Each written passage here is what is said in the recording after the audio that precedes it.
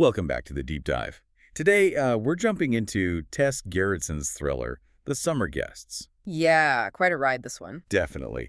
Our goal here is, to give you the fast track through a pretty complex story. It kicks off with a missing teenager. And spirals out into, well, hidden CIA programs, family drama, class issues, the works. And it's Tess Gerritsen, right? Medical doctor background, famous for the Rizzoli and Isles books. She knows how to weave a complicated plot. Absolutely. And The Summer Guests brings us back to Purity, Maine. It's the second book featuring her Martini Club characters. Right, the Martini Club. For anyone new to them, think retired CIA agents, highly skilled, living quietly in Maine. Led by Maggie Bird. And they sort of unofficially help out the local police chief, Jo Thibodeau. Which is lucky for her because this case gets messy fast. It really does. You've got this wealthy family, the Conovers, up for the summer at their place, Moonview Cottage on Maiden Pond. Picture perfect, right? Until the daughter, Zoe Conover, just disappears. And vanishes. And it seems very local at first. Yeah, the mom, Susan Conover, reports her missing. Last seen going to visit a neighbor girl, Cassie Young. And Maggie Bird gets involved pretty quickly because, well, suspicion immediately falls on the local farmer, Luther Young, Cassie's grandfather. He admits he gave Zoe a ride, dropped her near the pond. Yeah. And right away, you feel that tension, Mm-hmm. Wealthy summer folks versus the locals. Exactly. The locals are the easy targets. And the first clues don't really add up, do they? Not really. Luther says he dropped her near the pond, but then Zoe's dress, the one she was wearing, it turns up back at the Conovers' cottage. In the laundry. So she must have gone back home. Changed, maybe? Seems like it. But then her swimsuit is missing. So the immediate thought is, okay, maybe she went for a swim. Drowned. Even though she's apparently a really good swimmer. Right. So it's confusing. Could be an accident. Could be she ran off. It's deliberately murky. But then things take a massive turn. They search the pond for Zoe. And find something completely unexpected. A body. But not Zoe's. Nope. A skeleton. Fully skeletonized, weighed down with rocks. And old, right, like really old. Forensics puts it back in the late 1980s, so suddenly this isn't just a missing persons case anymore. It's a cold case murder. Decades old. Hidden right there in the pond. Exactly. And you've got Maggie Bird's team guiding Chief Thibodeau because this is way beyond a simple local crime now.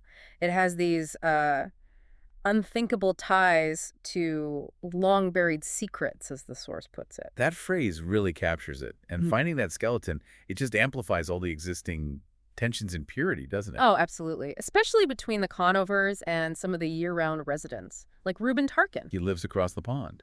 And the Conovers are quick to point fingers at him, say he's harassing them. Yeah, they try to paint him as dangerous, just like his father, Sam Tarkin. Okay, Sam Tarkin, that's a name that carries a lot of weight and purity. Big local trauma from way back. Huge. Back in 1972, Sam Tarkin had a psychotic episode. Killed 4 people, including a police officer, Randy Pelletier.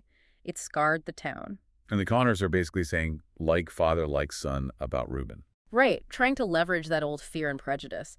But this is where the Martini Club's background really kicks in. They don't just look at local history. They look deeper. Yeah. Institutional connections. Exactly. They start digging into the Conover patriarch, George Conover, he recently passed away, and his old associates, Dr. Green and Arthur Fox. And what they find is, well, it's explosive. It connects everything. George Conover, Dr. Green, Arthur Fox.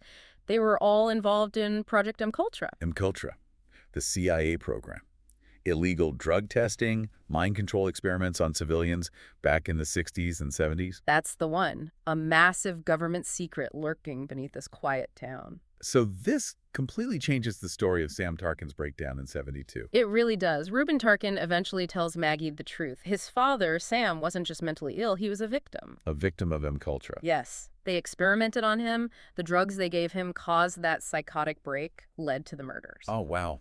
That's horrifying. And then the CIA paid the Tarkin family hush money, a lot of money, to bury the truth, protect the program, protect men like George Conover.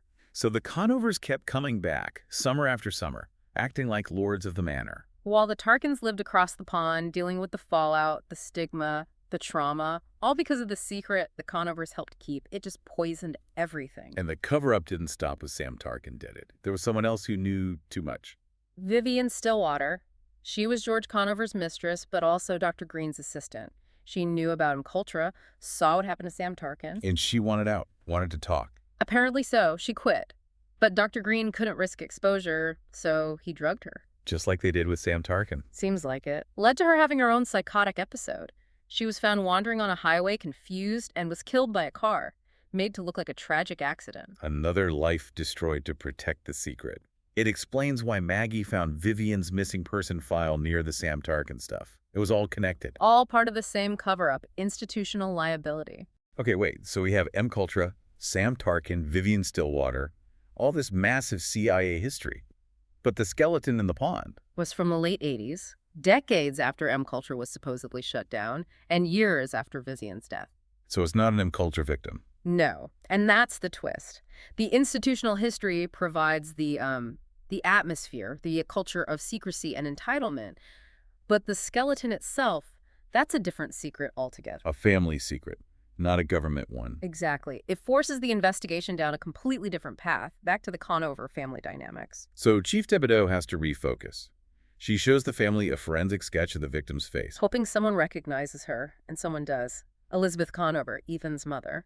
But how do they confirm this? Not through a direct confession initially, right? No, it's the Martini Club again. Classic spycraft. They bugged Zoe's hospital room. Remember, Zoe was found alive but hurt at the bottom of a cliff. Ah, okay, so they overheard something. They overheard Elizabeth confronting her husband, Colin Conover, about the sketch, confirming she recognized the face. And the victim is identified as? Anna, Kit Conover's former nanny. The nanny. Okay, but there's more to it. Much more.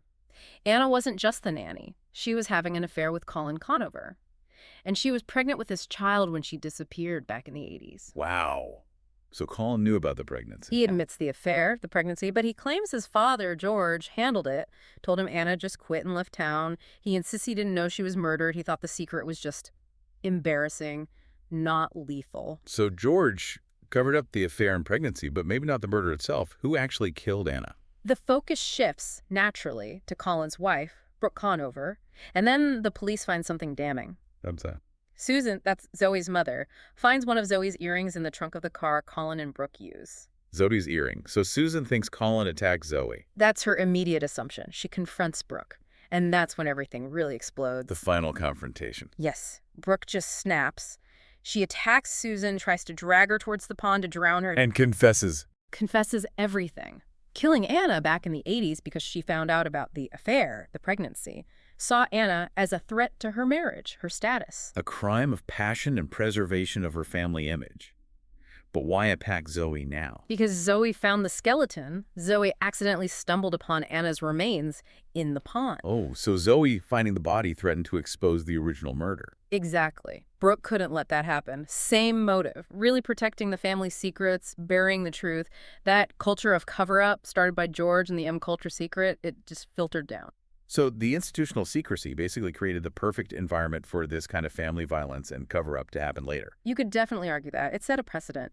And then the climax has this incredible irony. How so? Brooke is about to drown Susan, but who saves her? Reuben Tarkin. Reuben. The man the Conovers tried to frame. The son of the MKUltra victim. The very same. He intervenes, stops Brooke, saves Susan. The person whose family was destroyed by George Conover ends up stopping the violence perpetrated by George's daughter-in-law. That completely flips the script on the class tensions. The dangerous local is the hero. The wealthy victim is the villain. It's a powerful resolution. So when you boil it down, you have these two layers of secrets, two kinds of protection gone wrong. The institutional protection of the CIA program. Which led to Sam Tarkin's death and Vivian Stillwater's death, and then the familial protection. Where Brooke killed Anna and tried to kill Zoe to protect her marriage and reputation, both driven by this need to bury inconvenient truths. And the Conovers ultimately lose. Brooke's arrested. The family leaves purity and disgrace. Their secrets are out. The community can maybe start to heal. Which leaves us with that final image, and maybe something for you, the listener, to think about. Reuben Tarkin, he's standing by Maiden Pond, dropping flowers into the water for Anna. The man who bore the brunt of the institutional abuse, the generational trauma, is the one offering a quiet memorial, the one who stopped the final act of violence. So what does that say about truth? About who really pays the price when powerful people decide to bury the past? What secrets are still hiding beneath the surface of seemingly peaceful places? Something to consider. We'll leave you with that thought. Until next time, on The Deep Dive.